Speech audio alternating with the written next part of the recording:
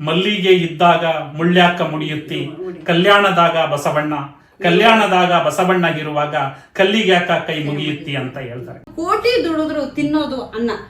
ಹಾಗಾಗಿ ನಾವು ಅನ್ನದ ಬಗ್ಗೆನೇ ನಾವು ಹೆಚ್ಚು ಮಹತ್ವ ಕೊಡ್ಬೇಕು. ಅದನ್ನ ಒಳ್ಳೆಯ ಆಹಾರವನ್ನು ನಾವು ತಿನ್ಬೇಕು. ಅದನ್ನು ಮಾಡಿದಾರೆ ಯಾರಪ್ಪ ಅಂದ್ರೆ ಬಸವಣ್ಣನವರ ಕಾಲಘಟ್ಟ 12ನೇ ಶತಮಾನ. ಅವ್ರು ಹೇಳ್ತಾರೆ, ದುಡಿದು ಉಂಡ್ರಿ, ಉಳಿದದ್ರಲ್ಲಿ ಸ್ವಲ್ಪ ಸಮಾಜಕ್ಕೆ ಕೊಡ್ರಿ. ದುಡಿದು ಉಂಡ್ರಿ ಅಂದ್ರೆ ಕಾಯಕ, ಸ್ವಲ್ಪ ಸಮಾಜಕ್ಕೆ ಕೊಡ್ರಿ ಅಂದ್ರೆ ದಾಸೋಹ. ಅಂದ್ರೆ ಆರ್ಥಿಕ ಚಿಂತನೆಯನ್ನ 12ನೇ ಶತಮಾನದಲ್ಲಿ ಬಿತ್ತಿದಂತಹ ಆ ವಿಶ್ವಗುರು ಜಗಜ್ಯೋತಿ ಬಸವಣ್ಣವರೇ ಅರ್ಥಶಾಸ್ತ್ರದ ಪಿತಾಮಹ ಆಗುವಂತಹ ಎಲ್ಲಾ ಅರ್ಹತೆಗಳು ಇವೆ ಅನ್ನೋದನ್ನ ಈ ಸಂದರ್ಭದಲ್ಲಿ ನಾವು ಒಪ್ಕೊಳ್ಳೇಬೇಕಲ್ಲ ಮೇಡಮ್. ದೇವರಾಗಬಹುದು, ಬಸವಣ್ಣನಾಗಲು ಸಾಧ್ಯವಿಲ್ಲ ಅಂತ ಅಲ್ವಾ? ಯಾಕಂದ್ರೆ ಆನೆಯ ನೇರಿಕೊಂಡು ಹೋದಿರೆ ನೀವು, ಕುದುರೆಯ ನೇರಿಕೊಂಡು ಹೋದಿರೆ ನೀವು.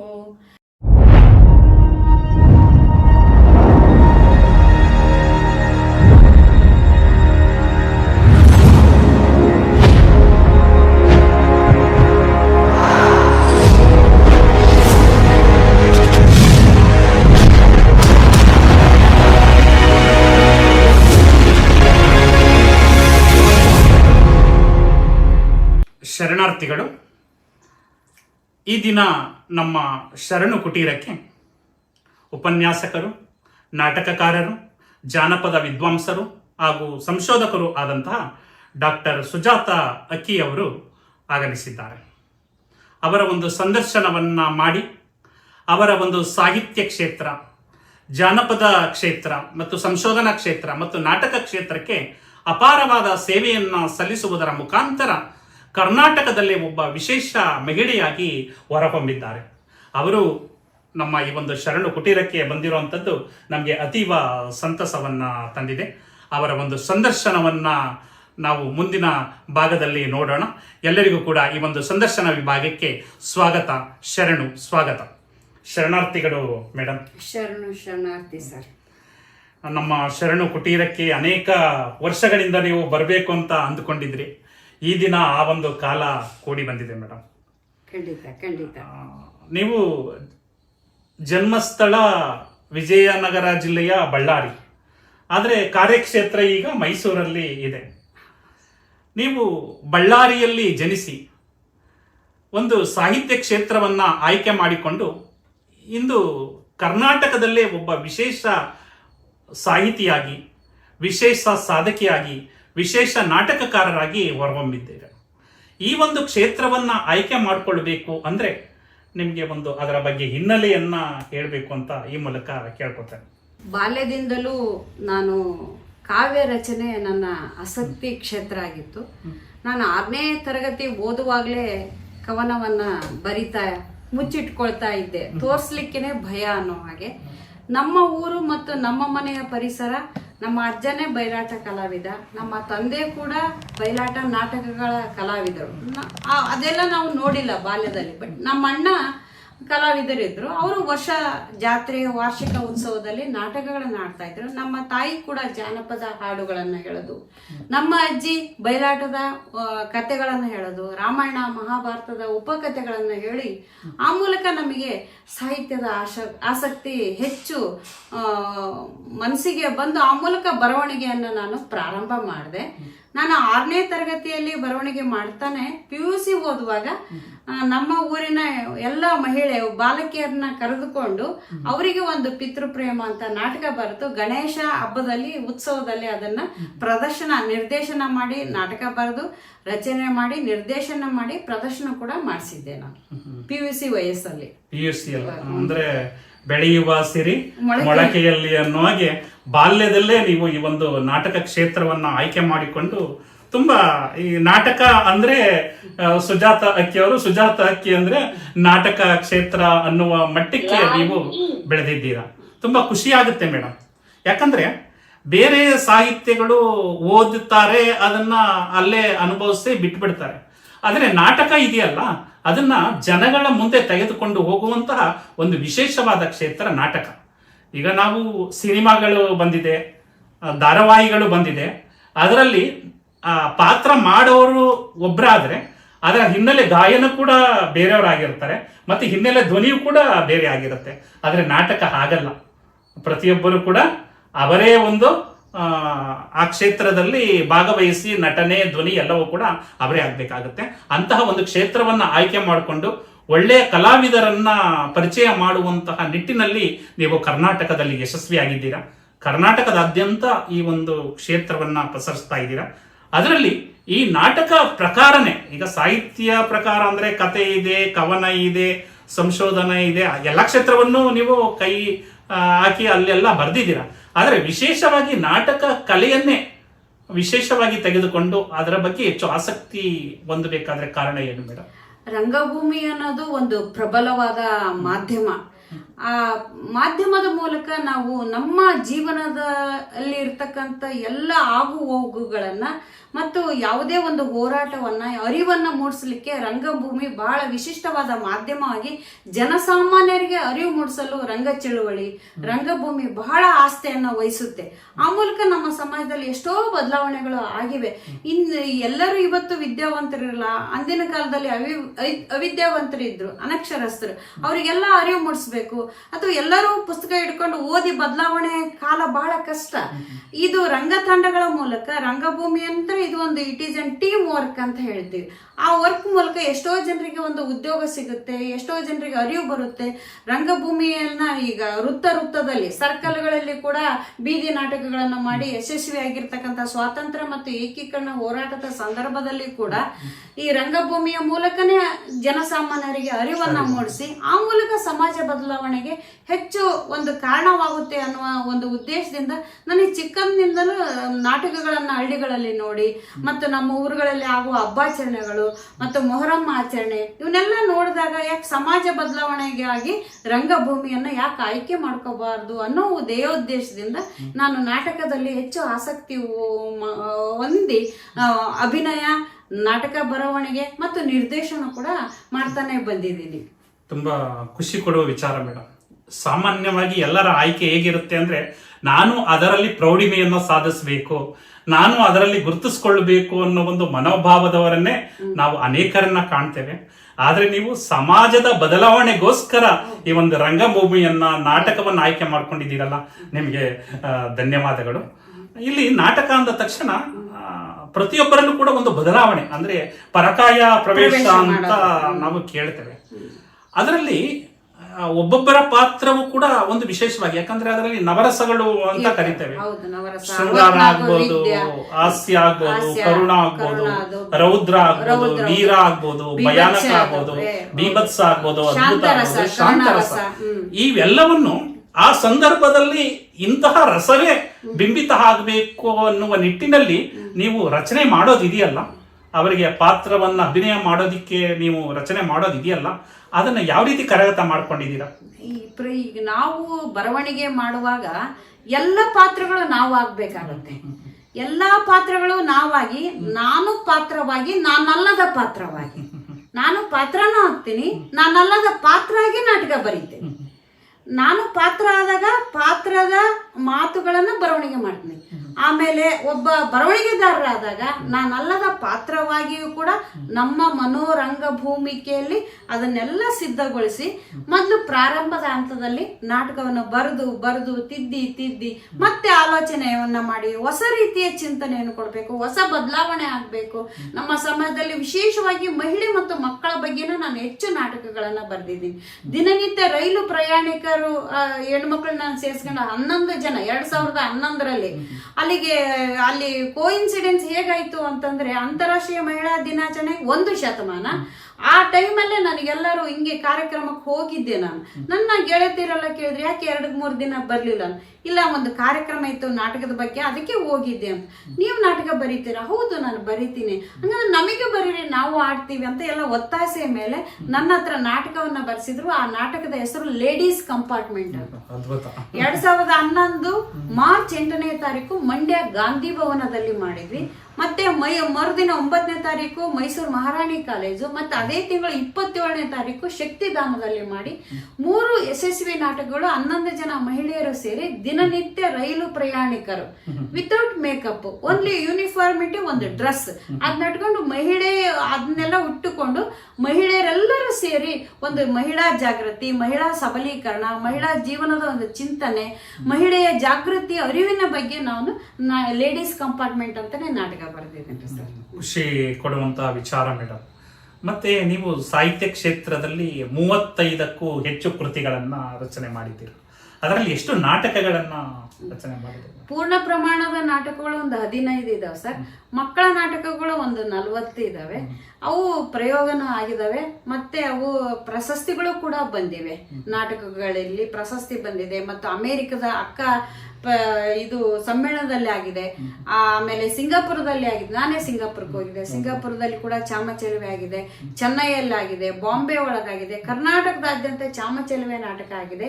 ಬೆಂಗಳೂರು, ಮೈಸೂರು, ಧಾರವಾಡ ಈ ಎಲ್ಲಾ ಭಾಗದಲ್ಲಿ ರಂಗಪಾರಿಜಾತ ಅಂತ ಕನ್ನಡ ರಂಗಭೂಮಿಯ ಪ್ರಥಮ ನಟಿ ಕೌಜಲಿಗೆ ನಿಂಗಮ್ಮ ಅಂತ ಅವ್ರ ಬಗ್ಗೆನೂ ನಾಟಕ ಬರೆದಿದೆ. ಅದು ಧಾರವಾಡದಲ್ಲಿ ಆಗಿದೆ. ಹೀಗೆ ಸೋಲಿಗರ ಬಾಲೆ ಅಂತ ಪ್ರಜಾರಾಜ ನಾಲ್ವಡಿ ಕೃಷ್ಣರಾಜ ಒಡೆಯರ ಬಗ್ಗೆ ನಾನು ಮೈಸೂರಿಗೆ ಬಂದು ಮೈಸೂರಿನ ನೆಲದ ಒಂದು ನಾನು ಋಣವನ್ನ ಈ ಮೂಲಕ ನಾನು ಅರ್ಪಣೆ ಮಾಡ್ಕೊಂಡಿದ್ದೀನಿ ಅಥವಾ ತೀರಿಸಿದ್ದೀನಿ ಅಂತ ಹೇಳಲು ಬಯಸ್ತೇನೆ. ಚಾಮಚೆಲುವೆದು ಒಂದು ಆದ್ರೆ ಒಂದು ಗುರುಮನೆ, ಒಂದು ದೈವಸ್ಥಾನದಲ್ಲಿ ಅರಮನೆಯ ನಾಟಕ ಅಂತಂದ್ರೆ ಎಲ್ಲರಿಗೂ ಪ್ರೀತಿಯ ರಾಜರು ಅಂದ್ರೆ ಪ್ರಜಾರಾಜರು ಅಂದ್ರೆ ನಾಲ್ವಡಿ ಕೃಷ್ಣರಾಜ ಒಡೆಯರ್. ಸಮಾನತೆಯ ನೆಲೆಯಲ್ಲಿ, ಮಹಿಳೆಯ ಹಕ್ಕುಗಳ ನೆಲೆಯಲ್ಲಿ, ಆರೋಗ್ಯದ ನೆಲೆಯಲ್ಲಿ, ಮತ್ತು ಮೈಸೂರಿನ ಒಂದು ಅಭಿವೃದ್ಧಿಯ ಅಧಿಕಾರ ಅಂದ್ರೆ ನಾಲ್ವಡಿ ಕೃಷ್ಣರಾಜ ಒಡೆಯರ್.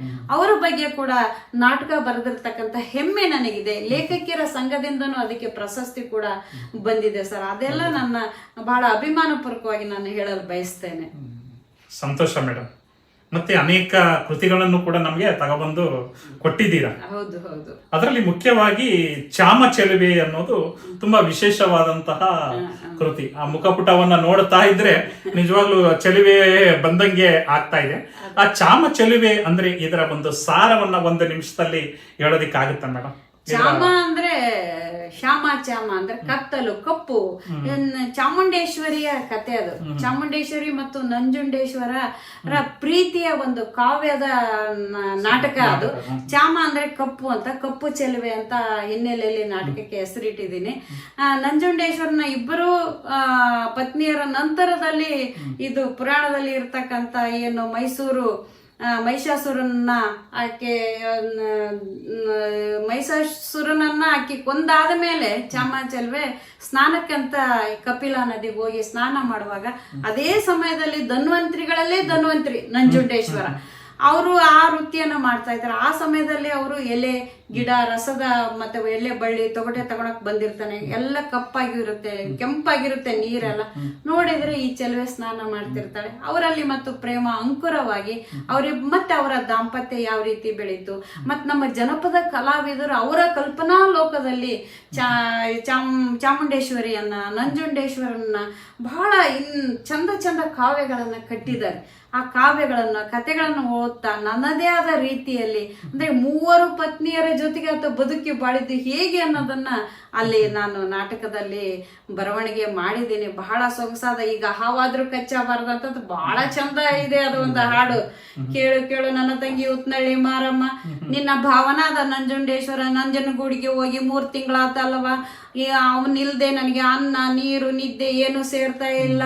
ಅವನಿಗೆ ಹಾವಾದ್ರೂ ಕಚ್ಚಬಾರ್ದ, ಚೋಳಾದ್ರೂ ಕುಟುಕಬಾರ್ದ, ನಾಕಾರು ಜ್ವರ ಬಂದು ನರಳಾಡಿ ಸಾಯಬಾರ್ದ, ಹೊಟ್ಟೆಯ ನೋವು ಬಂದು ಹಟ್ಟಿಯ ಹಿಡಿಯಬಾರ್ದ, ಕಳ್ಳ ಅವನಾಯ್ಸ ತೊಡೆಯ ಬರಲಿಲ್ಲ ತಂಗ್ಯಮ್ಮ, ತಂದನ್ನಿತ್ತ ನಾನೋ ತಂದನ್ನಿತ್ತ ನಾನೋ ತಂದನಾನ ತಾನಾನೋ ತಂದನ್ನಿತ್ತ ನಾನೋ ತಂದನಾನ ತಾನಾನೋ. ಈ ಉತ್ತರದಿಂದ ದಕ್ಷಿಣಕ್ಕೆ ಬಂದಿರತಕ್ಕಂತ ಕತ್ತಲೆ ರಾಜ್ಯ ಆಗಿತ್ತು ಸರ್ ಇದು ಒಂದು ಕಾಲದಲ್ಲಿ. ಈ ದಕ್ಷಿಣ ಭಾಗ ನೀವು ಕನ್ನೇಗೌಡನ ತೆಗೆದುಕೊಂಡು ಹೋಗ್ರಿ, ನಂಜುಂಡೇಶ್ವರ, ಬಿಳಿಗಿರಿ ರಂಗದ ಶ್ರೀರಂಗಪಟ್ಟಣದ ರಂಗನಾಥ, ಬಿಳಿಗಿರಿ ರಂಗನಾಥ, ಮುಡುಕ್ತೊರೆ ಮಲ್ಲಪ್ಪ, ಮಲೆ ಮಾದೇಶ್ವರ, ಮಂಟೇಸ್ವಾಮಿ, ಸಿದ್ದಪ್ಪಾಜಿ, ರಾಚಪ್ಪಾಜಿ, ಈ ಕಡೆ ಚಾಮುಂಡೇಶ್ವರಿ, ಪಿರಿಯಾಪಟ್ಟಣದ ಹಿರಿದೇವತೆ, ಬನ್ನೂರು ಹೇಮದ್ರಮ್ಮ, ಸೋಸ್ಲೆ ಹೊನ್ನಾದೇವಿ, ನಡವಾಳಿ ಚೌಡೇಶ್ವರಿ, ಇವರೆಲ್ಲರೂ ಸೇರಿ ಮೂಗೂರು ತಿಬ್ಬಾದೇವಿ, ಈ 7 ಜನ ಪುರುಷರು 7 ಜನ ಸ್ತ್ರೀಯರು ಇಲ್ಲಿ ಕತ್ತಲೆ ನಾಡಿಗೆ, ಕತ್ತಲೆ ರಾಜ್ಯಕ್ಕೆ ಬಂದು ಜನರಿಗೆ ಬೆಳಕನ್ನು ನೀಡುವುದು, ಜ್ಞಾನದ ಮೂಲಕ ಇವರು ಬೆಳಕನ್ನು ನೀಡಲು ಬಂದವರು ಇವತ್ತು 12ನೇ ಶತಮಾನದ ನಂತರ ದಿನಗಳಲ್ಲಿ ಬಂದು ಇಲ್ಲೆಲ್ಲ ಇವರು ದೈವವಾಗಿದ್ದಾರೆ ಅಂತ ನಾನು ಇಲ್ಲಿ ಹೇಳಲಿಕ್ಕೆ ಬಯಸ್ತೇನೆ. ಜಾನಪದ ವಿದ್ವಾಂಸೆ ಕೂಡ ನಾನು. ಜಾನಪದದಲ್ಲಿ ಹಲವಾರು ರೀತಿಯ ಕಾವ್ಯಗಳನ್ನು ಹೆಚ್ಚು ಓದಿದ್ದೀನಿ. ಮೊನ್ನೆ ನೀವು ರೆಕಾರ್ಡ್ ಮಾಡಿರ್ತಕ್ಕಂಥ ಕೆಂಡ ಗಣೇಶ್ವರ, ಆತನು ಕೂಡ ಹಾವೇರಿ ಜಿಲ್ಲೆ ಶಿಗ್ಗಾವಿಯಿಂದ ಬಂದು ಇಲ್ಲಿ ಗದ್ದಿಗೆಯಲ್ಲಿ ಕೆಂಡ ಗಣೇಶ್ವರ ಆಗಿ ಇಲ್ಲಿ ಭಕ್ತರಿಗೆ ನೆಲೆಯನ್ನು ಮಾಡಿದ್ದಾನೆ. ಆ ರೀತಿ ಸಮಾಜ ಬದಲಾವಣೆಗಾಗಿ ಇವರೆಲ್ಲ ಕತ್ತಲೆ ರಾಜ್ಯಕ್ಕೆ ಬಂದು ಅರಿವು ಮತ್ತು ಜ್ಞಾನದ ಮೂಲಕ ಬೆಳಕನ್ನು ಕೊಟ್ಟರು ಅನ್ನೋದು ನಮ್ಮ ಜಾನಪದದಿಂದ ಬಂದಿರತಕ್ಕಂಥ ಒಂದು ನಡೆದು ಬಂದಿರತಕ್ಕಂಥ ಜೀವನ ವಿಧಾನ ಅಂತ ಹೇಳಲಿಕ್ಕೆ ಇಷ್ಟಪಡ್ತೀನಿ. ಸಂತೋಷ ಮೇಡಮ್. ಸುಮಾರು ಜನ ಏನ್ ಮಾಡಿದ್ದಾರೆ, ಅನೇಕ ಪುರುಷರನ್ನ ಪೂಜಾ ಮೂರ್ತಿಗಳನ್ನಾಗಿ ಮಾಡ್ಕೊಬಿಟ್ಟಿದ್ದಾರೆ. ಅಂದ್ರೆ ನೀವು ನಾಟಕದ ಮುಖಾಂತರ ಮತ್ತು ಕಥೆಯ ಮುಖಾಂತರ ಅವರ ಒಂದು ಜೀವನ ಚರಿತ್ರೆಯನ್ನ ಈ ಒಂದು ಕೃತಿಗಳ ಮೂಲಕ ಕಟ್ಟಿಕೊಡುವುದರ ಮುಖಾಂತರ ಅವರನ್ನ ಜ್ಞಾನ ಮೂರ್ತಿಯನ್ನಾಗಿ ಮಾಡಿದ್ದೀರಾ. ಈ ಮುಖಾಂತರ ನಂಜುಂಡೇಶ್ವರರ ಬಗ್ಗೆ ನೀವು ಹೆಚ್ಚು ವಿಚಾರವನ್ನ ತಿಳ್ಕೊಳ್ಬೇಕು ಅಂದ್ರೆ ನಮ್ಮ ಡಾಕ್ಟರ್ ಸುಜಾತ ಅಕ್ಕೀರವರು ಬರೆದಿರುವಂತಹ ಚಾಮಚಲುವೆ ಅನ್ನೋ ಒಂದು ನಾಟಕವನ್ನ ಓದಿದ್ರೆ ಅದರ ಸಂಪೂರ್ಣ ಪರಿಚಯ ನಿಮ್ಗೆ ಆಗುತ್ತೆ. ಅಂತಹ ಒಂದು ಅಭಿನಯವನ್ನ ಮಾಡಿರುವಂತಹ ನಾಟಕ ವಿಶೇಷವಾಗಿ ಹೊಮ್ಮಿದೆ. ಅದನ್ನ ನೋಡಿ ಓದಿ ಅಂತ ಈ ಮೂಲಕ ಮನವಿ ಮಾಡಿಕೊಡ್ತಾ ಇದ್ದೇನೆ. ಮತ್ತೆ ನೀವು ನಾಟಕದ ಜೊತೆಗೆ ಕವಿತಾ ಸಂಕಲನಕ್ಕೂ ಕೂಡ ಕೈ ಹಾಕ್ಬಿಟ್ಟಿದ್ದೀರಾ. ಅಂದ್ರೆ ಆಡು ಮುಟ್ಟದ ಸೊಪ್ಪಿಲ್ಲ, ನಮ್ಮ ಡಾಕ್ಟರ್ ಸುಜಾತ ಅಕ್ಕಿ ಅವರು ಕೈಯಾಡಿಸದ ಕ್ಷೇತ್ರವಿಲ್ಲ ಅಂತ ನಾನಾದ್ರೂ ಭಾವಿಸ್ತಾ ಇನ್ನೊಂದು ಕೃತಿಯನ್ನ ನಮಗೆ ಕೊಟ್ಟಿದ್ದೀರಾ, ಆಕೆ ಏನು ಅಂತ.